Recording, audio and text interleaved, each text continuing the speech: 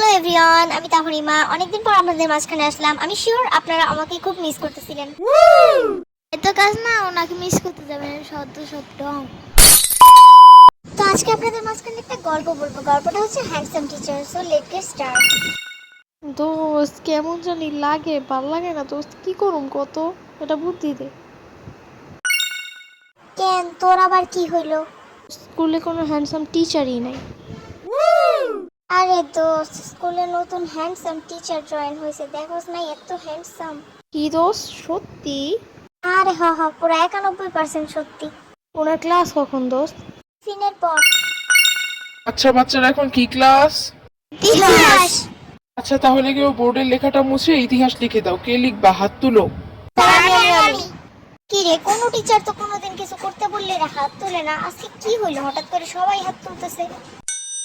আচ্ছা কারণে মোছা লাগবে না, এমনি থাক। আচ্ছা আমি তো নতুন, তেমন ভাবে কারোর সাথে পরিচিত না। ফার্স্ট বেঞ্চের থেকে সবার নাম বলা শুরু করো। আমার নামটা প্রথমে জিজ্ঞেস করছে, একটু ভাব নিয়ে বলা লাগবে। স্যার আমি। তুমি না, ওই যে তোমার পাশের জন আগে বলুক। স্যার তাহরিমা।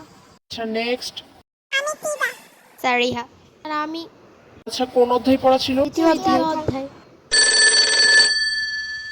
আচ্ছা এখন তো ঘন্টা দিয়ে দিল, তাহলে কালকে আমি তোমাদেরকে এসে তৃতীয় অধ্যায়টা পড়াবো। সবাই প্রস্তুতি নিয়ে রেখো। ঠিক আছে স্যার। স্যার।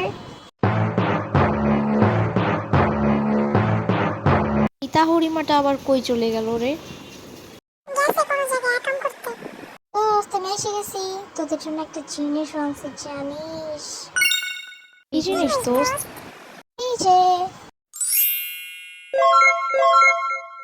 মজা ছিল দোস্ত, ক্যান্টিন থেকে আনছিস? আরে না না, ক্যান্টিন থেকে এনে টাকা নষ্ট করবো কেন বল? সকিনা কালকের বাইশে জগুলো দিল, তাই নিয়ে আসলাম। দোস্ত দোস্ত নতুন নতুন টিচারটা টিচারটা হ্যান্ডসাম না? হ্যান্ডসাম না?